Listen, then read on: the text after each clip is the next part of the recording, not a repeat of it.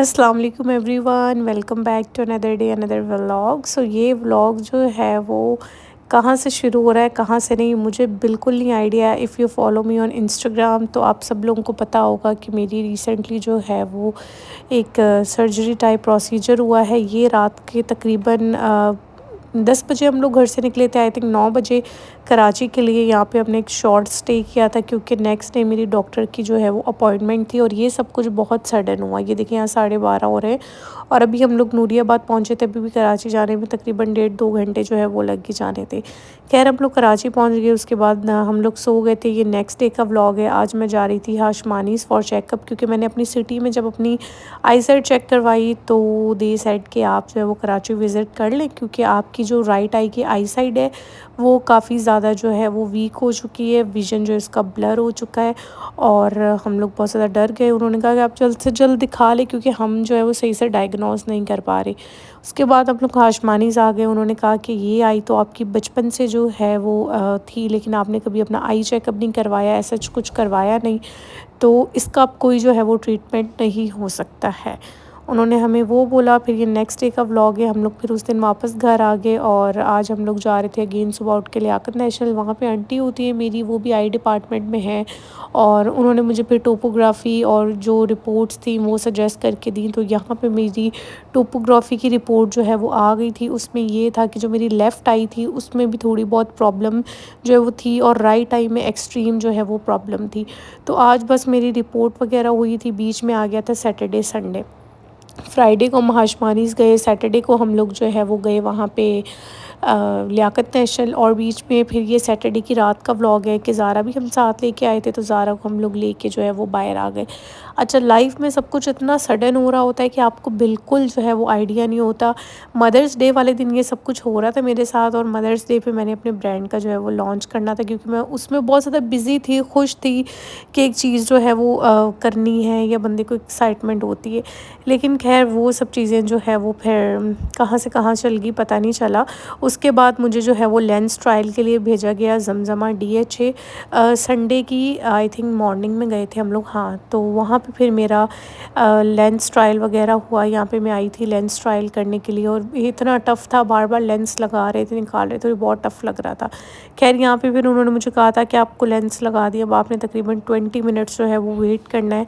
उसके बाद मुझे लेंसेज जो है वो सूट नहीं किए और आज था मेरा प्रोसीजर और मैं फिर आ गई थी लियाकत नेशनल।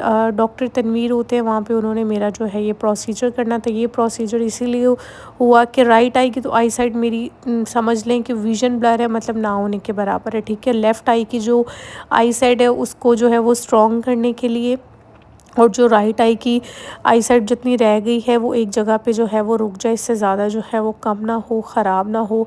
खैर जिस दिन मेरी ये प्रोसीजर सर्जरी थी उस दिन मुझे शदीद पेन था आँखों में, मुझे कुछ ना नज़र सही से आ रहा था और ना मेरी आँखों से 1 मिनट भी पानी जो है वो बंद हुआ।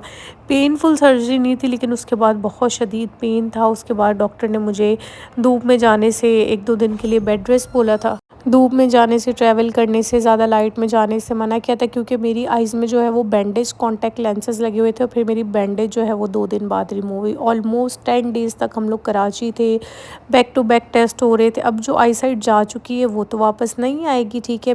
आप ये समझिए कि मेरी एक आई जो है वो दोनों आई का काम करिए, इंसान का जैसे एक गुर्दा चला जाता है दूसरा होता है ना, तो मेरे साथ भी आप समझिए कि कुछ ऐसा ही सीन है। सर्जरी इसलिए की गई ताकि जो मेरा कॉर्निया डैमेज है, ठीक है, उसको जो है वो स्ट्रॉन्ग बनाया जाए। वो वीक हो रहा है बहुत ज़्यादा।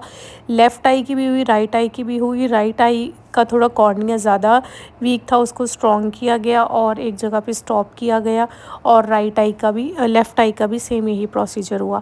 अब मैंने 1 मंथ बाद दोबारा डॉक्टर को चेक करने के लिए दिखाने जाना है। उसके अलावा मुझे ड्रॉप्स वगैरह दिए हैं और पेन किलर वगैरह दी थी, लेकिन अब कोई पेन किलर वगैरह नहीं है, बस सिर्फ ड्रॉप्स हैं, ठीक है। वो मैंने 1 मंथ तक यूज़ करने हैं। उसके बाद मुझे हर 6-7 मंथ बाद अपनी टोपोग्राफ़ी की जो रिपोर्ट है वो रिपीट करानी है। इंसान कुछ सोचता है लेकिन होता कुछ है। बहुत सारे लोग सर्जरी का पूछ रहे हैं, प्रोसीजर का क्या प्रोसीजर था, तो ये सारी चीज़ें जो हैं वो मेरे साथ हो रही थी। बहुत सारे लोग कहेंगे आपको पता नहीं चला कि आपकी आई साइड कम हो रही थी, राइट साइड वाली। मुझे बिल्कुल पता नहीं चला। मेरा तकरीबन 1-2 वीक से बहुत तेज़ माइग्रेन था और मुझे था कि ऐसे माइग्रेन हो रहा है, हीट स्ट्रोक की वजह से हो रहा है, लेकिन असल में बात कुछ और थी। मैंने रैंडमली अपने हस्बैंड को कहा कि मैं ऐसे आई चेकअप करा लेती हूँ, शायद मेरी आई साइड ना थोड़ी बहुत वीक ना होगी। जब हम यहाँ गए तो उन्होंने कहा हम सही से डायग्नोज नहीं कर पा रहे, हमारे पास इतनी एडवांस मशीनरी नहीं है, आप जाके कराची में चेकअप करवा लें। और बस फिर हम कराची चले गए और 10 दिन तक हम लोग बस कराची थे, ये टेस्ट वो टेस्ट, इसके पास उसके पास। लेकिन अब अल्हम्दुलिल्लाह सब चीज़ें हो गई हैं और अल्लाह ताला अब इसको जो चीज़ जहाँ पे है उसको जो है वो वहीं पे रोक दे, मज़ीद जो है वो कोई भी चीज़ ख़राब ना हो। और बस बहुत सारे लोग इंस्टा पे भी पूछ रहे थे, यूट्यूब पे भी कुछ लोग जो है वो यूट्यूब पे देखते हैं, कुछ लोग इंस्टा पे आई थिंक मैंने डिटेल में बताया भी हुआ है। और बाकी जो है वो यूट्यूब पे मैंने आप लोगों को डिटेल से जो है वो बता दिया है। बस यही चल रहा है कि हर मुझे 2 घंटे के बाद ड्रॉप्स जो है वो अपनी आँखों में डालने, 2 ड्रॉप्स दिए हुए हैं। ज़्यादा लाइट में जाने से 1 वीक के लिए मना किया है और उसके अलावा ये कि आँखों को रब बिल्कुल नहीं करना है। कॉन्टैक्ट लेंसेज़ जो है वो मुझे वियर नहीं करने हैं, अब आर्टिफ़िशियल वाले जो होते हैं उससे कभी इन्फेक्शन हो सकता है, कुछ हो सकता है, तो कुछ प्रिकॉशंस जो है मुझे दी हुई हैं। ख़ैर अब तो मैं घर आ गई हूँ, अपने घर हूँ अल्हम्दुलिल्लाह। और ये जो चीज़ें हैं ये इंसान के साथ आज़माइश होती है अल्लाह ताला की तरफ से कोई, लेकिन जो भी होता है उसमें अल्लाह ताला की कोई ना कोई बेहतरी होती है। आते ही फिर ये 2-3 दिन बाद का व्लॉग है, मुझे घर आई को 2 दिन हो गए। हम औरतों को ये होता है कि जब तक रूम आप लोग अपना खुद साफ़ नहीं करो ना, चैन नहीं मिलता। हालाँकि मैं आजकल रेस्ट के मोड में हूँ, लेकिन फिर भी ये ड्रॉर्स जो है वो बहुत ज़्यादा गंदे हो रहे थे। आते ही मैंने पहले ज़ारा की सारी कबर्ड, वो तो मेरी हेल्पर ने सारी सेट कर दी थी, कपड़े वगैरह रखवाए ज़ारा के। और जो मुझे 1-2 परफ्यूम गिफ्ट मिले थे और उसके अलावा मैंने थोड़ी बहुत ज्वेलरी ली थी, वो मैंने जो है वो अपनी सेट करके रखी। उसके अलावा यहाँ पे भी बहुत ज़्यादा मट्टी आई हुई थी, तो बंदा बैठे-बैठे भी जो है ना वो बोर हो जाता है। तो मैंने कहा कि चले मैं अपना रूम जो है वो क्लीन कर लेती हूँ। एक दफ़ा आप अपने हाथ से कोई काम कर लेना तो आपको सुकून मिल जाता है। ये मेरे पास ना वो कॉन्टैक्ट लेंसेज़ का वो सॉल्यूशन रखा हुआ था, तो मैंने कहा अब इसको मैं फेंक ही दूँ तो बेहतर है। तो बस नहीं पता चलता इंसान को जो है ना, लेकिन हर चीज़ में कोई ना कोई बेहतरी होती है। अल्लाह ताला अपने बंदे पे उतनी आज़माइश लेके आता है जितनी वो बर्दाश्त कर सकता है। ख़ैर आजकल मैं यूट्यूब पे व्लॉग्स वगैरह तो नहीं बना रही हूँ, लेकिन एक डिटेल में बात करनी थी। इंस्टा पे इतनी वीडियो बड़ी डिटेल में बन नहीं सकती थी। मैंने कहा चलो मैं यहीं पे बना के अपलोड कर देती हूँ। इंस्टा पे जो लोग मुझे देखते हैं वो भी यहाँ पे आके देख लेंगे, और जो यूट्यूब पे मुझे लोग देखते हैं उनको भी अपडेट जो है वो मिल जाएगी। बाकी अभी मैंने अपने ब्रांड का शूट तो सारा हो गया, बस लॉन्च जो है अब ईद के बाद करूँगी, क्योंकि अब डिलीवरीज़ जो हैं वो बंद होने वाली है। ईद में ऑलमोस्ट 1 वीक रह गया है और इस दफ़ा तो मैंने कोई ईद की ऐसे शॉपिंग भी नहीं की, कुछ भी नहीं किया, क्योंकि मैं इसी सारी चीज़ों में लगी रही। बाकी हर दफ़ा की तरह एक शॉपिंग हॉल शेयर करती हूँ, कोशिश करूँगी इस दफ़ा भी करूँ। जब से यूट्यूब बनाई है कभी मिस नहीं किया, हर साल शेयर करती हूँ। इस साल भी कोशिश करके ज़रूर शेयर करूँगी। मुझे अपनी ख़ास दुआओं में नाम लेके ज़रूर याद रखिएगा। मेरा रूम भी साफ़ सुथरा हो गया और मैंने सारी स्टोरी जो भी थी आप लोगों को बता दी।